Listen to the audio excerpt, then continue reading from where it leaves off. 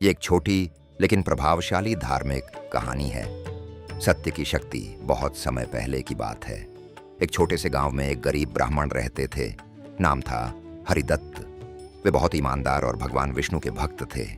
उनका जीवन कठिनाइयों से भरा था, लेकिन फिर भी वे हर सुबह स्नान करके पूजा करते और गांव के बच्चों को निःशुल्क पढ़ाते थे। एक दिन गांव में एक धनी व्यापारी आया। उसने हरिदत्त को देखकर कहा, पंडित जी, आप इतने विद्वान हैं, फिर भी इतने गरीब क्यों हैं? धन की पूजा कीजिए, लक्ष्मी स्वयं आपके द्वार पर आएंगी।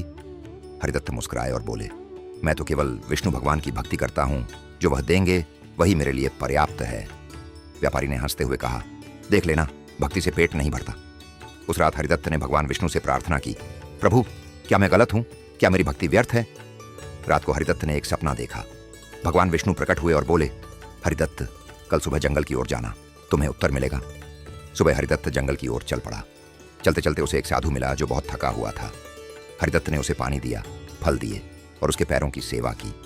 साधु मुस्कुराया और बोला, तुम्हारी सेवा से मैं प्रसन्न हूँ। ये लो, ये छोटा सा पत्थर है, जिसे छूते ही लोहे को सोना बना सकता है। हरिदत्त चौंका, लेकिन विनम्रता से बोला, मुझे यह नहीं चाहिए। मैं तो केवल यह जानना चाहता था कि मेरी भक्ति व्यर्थ तो नहीं। साधु ने उसकी पीठ थपथपाई और कहा, जिसे संसार का सबसे बड़ा खजाना मिल सकता है, वो धन की भूख क्यों रखे? तुम्हारी भक्ति ही तुम्हारी सबसे बड़ी संपत्ति है।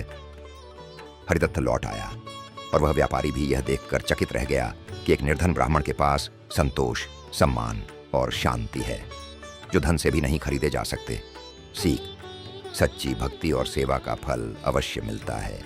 धन केवल बाहरी सुख देता है, लेकिन ईश्वर की भक्ति आत्मिक शांति देती है।